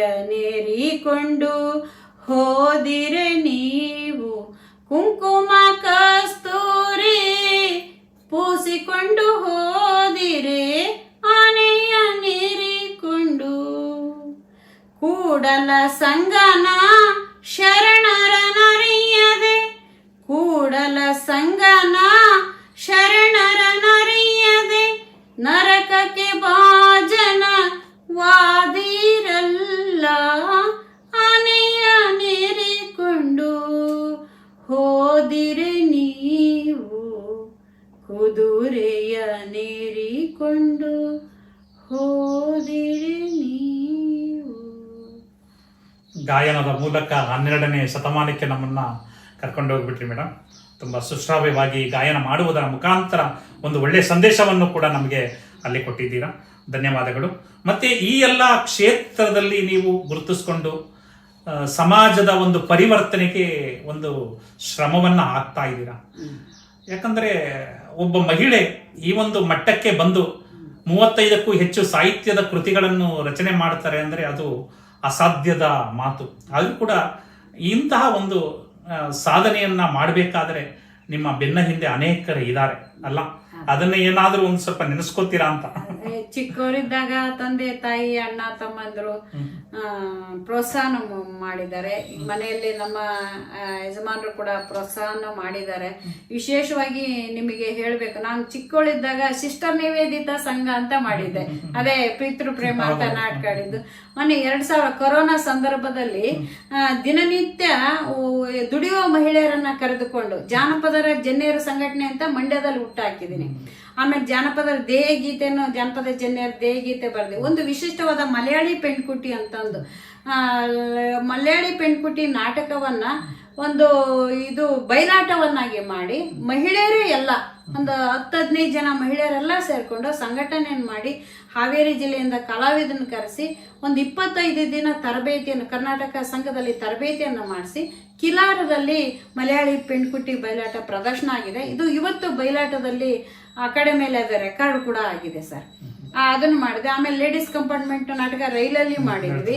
ಜೊತೆ ಕರ್ನಾಟಕ ಏಕೀಕರಣ ಟ್ರಸ್ಟ್ ಅಂತ ಕೂಡ ಮಾಡಿದ್ದೀನಿ ಸರ್. ಆ ಮೂಲಕ ಕನ್ನಡದ ಬಗ್ಗೆ ಮತ್ತು ಏಕೀಕರಣ ಹೋರಾಟಗಾರರ ಬಗ್ಗೆ ಅರಿವನ್ನು ಮೂಡಿಸ್ಲಿಕ್ಕೆ ಎಷ್ಟೋ ಜನ ಸರ್, ನಾನು ಕರ್ನಾಟಕ ಏಕೀಕರಣ ಅಂತಾನೆ ನಾಟಕ ಬರ್ತೀನಿ. ಆದ್ರೆ ನಾಟಕ ಬರೆಯೋಕ್ಕಿಂತ ಮುಂಚೆ ನನಗೆ ಎಷ್ಟೊಂದು ಜನ ಇದ್ದಾರೆ ಅಂತ ಗೊತ್ತಾಗ್ಲಿಲ್ಲ. ನಾನು ಸಂಶೋಧನೆ ಮಾಡ್ತಾ 250 ಜನಕ್ಕಿಂತ ಹೆಚ್ಚು ಜನ ಏಕೀಕರಣ ಹೋರಾಟಗಾರರಿದ್ದಾರೆ, 100 ಜನ ಮಹಿಳೆಯರಿದ್ದಾರೆ. ಆ ಹಿನ್ನೆಲೆಯಲ್ಲಿ ಏಕೀಕರಣ ಹೋರಾಟ ಸಂಸ್ಥೆಯನ್ನು ಸ್ಥಾಪನೆ ಮಾಡಿ ಪ್ರತಿಯೊಬ್ಬ ಹೋರಾಟಗಾರರ ಬಗ್ಗೆ ಎಲ್ಲ ಒಂದು ಮುಂದಿನ ಪೀಳಿಗೆಗೆ ಒಂದು ಅಥವಾ ಇವತ್ತಿನ ಕಾಲಘಟ್ಟದ ಜನರಿಗೆ ಏಕೀಕರಣ ಹೋರಾಟಗಾರರು ಎಷ್ಟು ಕಷ್ಟಪಟ್ಟು ನೆಲ ಜಲ ಗಡಿಗಾಗಿ ಹೋರಾಟ ಮಾಡಿದ್ರೆ, ಪಾಟೀಲ್ ಪುಟ್ಟಪ್ಪನಿಂದ ಹಿಡಿದು ಸಿದ್ದಪ್ಪ ಕಂಬಳಿಯಿಂದ ಹಿಡಿದು ಬರ್ಬೋದು, ಅಲ್ಲಿ ಬಳ್ಳಾರಿಯಲ್ಲಿ ರಂಜಾನ್ ಸಾಬ್ ಅಂತ ಹುತಾತ್ಮ ಆಗ್ತಾನೆ ಏಕೀಕರಣ ಸಂಘದಲ್ಲಿ, ಕೋ ಚನ್ನಬಸಪ್ಪ, ಡೆಪ್ಯೂಟಿ ಚನ್ನಬಸಪ್ಪ, ಅಂದನಪ್ಪ ದೊಡ್ಡ ಮೇಟಿ, ಎಷ್ಟು ಜನ ಸರ್, ಅವರೆಲ್ಲರ ಹೋರಾಟವನ್ನು ನಾಟಕದಲ್ಲಿ ಬರೆದಿದ್ದೀನಿ, ಸಂಸ್ಥೆ ಕೂಡ ಮಾಡಿದ್ದೀನಿ. ಮುಂದಿನ ದಿನಗಳಲ್ಲಿ ಆ ಏಕೀಕರಣ ಹೋರಾಟಗಾರರ ಜೀವನ ಎಲ್ಲರಿಗೂ ಪರಿಚಯ ಮಾಡಿಸೋಣ ಅನ್ನುವ ದೃಷ್ಟಿಯಿಂದ ಒಂದೊಂದು ಈಗ ನಿಮಗೊಂದು ವಿಷಯ ಕೊಟ್ರೆ ಒಬ್ಬರ ಬಗ್ಗೆ ನೀವು ಚೆನ್ನಾಗಿ ಅದನ್ನ ಉಪನ್ಯಾಸ ಕೊಡ್ತೀರಿ. ಆ ಮೂಲಕ ಜನರಿಗೆ ಗೊತ್ತಾಗ್ಲಿ ಅನ್ನೋ ಉದ್ದೇಶದಿಂದನೂ ನಾನು ಟ್ರಸ್ಟ್ ಅನ್ನ ಮಾಡೀನಿ. ಆ ಮೂಲಕ ಕನ್ನಡ ನಾಡು ನುಡಿ ಜಾನಪದ ವಚನ ಸಾಹಿತ್ಯ ಬೆಳೀಲಿ ಅನ್ನೋದು ನನ್ನ ಉದ್ದೇಶ ಸರ್. ಎಲ್ಲರೂ ನನಗೆ ಸಹಕಾರ ಕೊಡ್ತಾರೋ ಬಿಡ್ತಾರೋ, ಬಟ್ ನಾವು ಕೆಲಸ ಮಾಡ್ಕೊಂಡು ಹೋಗ್ಬೇಕು, ಮುನ್ನುಗ್ತಾ ಇರ್ಬೇಕು. ಕನ್ನಡ ಸಾಹಿತ್ಯ ಕ್ಷೇತ್ರವನ್ನೇ ಒಂದು ರೀತಿ ಶ್ರೀಮಂತ ಪಡಿಸ್ತಾ ಇದ್ದೀರಾ ಮೇಡಮ್.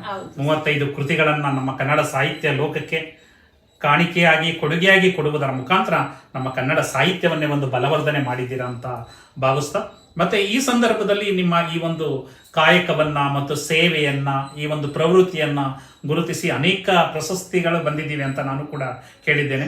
ಜಾನಪದ ಅಕಾಡೆಮಿ ಪ್ರಶಸ್ತಿ ಆಗ್ಬೋದು, ಬಯಲಾಟ ಅಕಾಡೆಮಿ ಪ್ರಶಸ್ತಿ ಆಗೋದು, ಇನ್ನೂ ಅನೇಕ ಪ್ರಶಸ್ತಿಗಳು ಬಂದಿವೆ. ಸಾಹಿತ್ಯ ಪರಿಷತ್ತು, ಲೇಖಕಿಯರ ಸಂಘ, ಅದ್ರ ಮೂಲಕನೂ ಅನೇಕ ಪ್ರಶಸ್ತಿಗಳು ಬಂದಿವೆ ಸರ್. ಇನ್ನೂ ಕೂಡ ನಮ್ಮ ಕರ್ನಾಟಕ ಸರ್ಕಾರದಲ್ಲಿ ನಿಮ್ಮ ಒಂದು ವಿದ್ವತ್ತನ್ನ ಇನ್ನು ವಿಶೇಷವಾಗಿ ಗುರುತಿಸಿ ನಿಮಗೆ ಒಂದು ವಿಶೇಷವಾದ ಪ್ರಶಸ್ತಿಯನ್ನ ಕೊಡುವ ನಿಟ್ಟಿನಲ್ಲಿ ಆಗ್ಲಿ ಅಂತ ನಾವು ಕೂಡ ಹರಸ್ತಾ, ನಿಮ್ಮ ಈ ಒಂದು ಸಾಹಿತ್ಯದ ಪ್ರವೃತ್ತಿ ಹೀಗೆ ಮುಂದುವರಿಲಿ. ವಚನ ಸಾಹಿತ್ಯಕ್ಕೆ ಸಂಬಂಧಪಟ್ಟ ಹಾಗೆ ಇನ್ನೂ ಅನೇಕ ನಾಟಕದ ಸಂಬಂಧಪಟ್ಟಂತಹ ಕೃತಿಗಳನ್ನ ಹೆಚ್ಚು ಮಾಡಿ ಅದನ್ನ ಮಕ್ಕಳು ಮತ್ತೆ ದೊಡ್ಡವರು ಪ್ರತಿಯೊಬ್ಬರು ಕೂಡ ಅಭಿನಯ ಮಾಡುವ ನಿಟ್ಟಿನಲ್ಲಿ ಅವರಿಗೆ ಒಂದು ಅವಕಾಶ ಆಗಲಿ ಅಂತ ಹೇಳ್ತಾ, ನೀವು ಕೂಡ ಬಳ್ಳಾರಿಯಲ್ಲಿ ಜನಿಸಿದ್ರು ಕೂಡ ಮೈಸೂರಿನಲ್ಲಿ ಬಂದು ಉಪನ್ಯಾಸಕರಾಗಿ ನಮ್ಮ ಈ ಒಂದು ಭೋಗಾದಿಯಲ್ಲಿ ಇರುವಂತಹ ಶರಣು ವಿಶ್ವವಚನ ಫೌಂಡೇಶನ್ನ ಶರಣು ಕುಟೀರಕ್ಕೆ ಬಂದು ನಿರಂತರವಾಗಿ 1 ಗಂಟೆಗಳ ಕಾಲ ನಮ್ಮ ಜೊತೆ ಸಂದರ್ಶನವನ್ನ ಮಾಡಿದ್ದೀರಾ.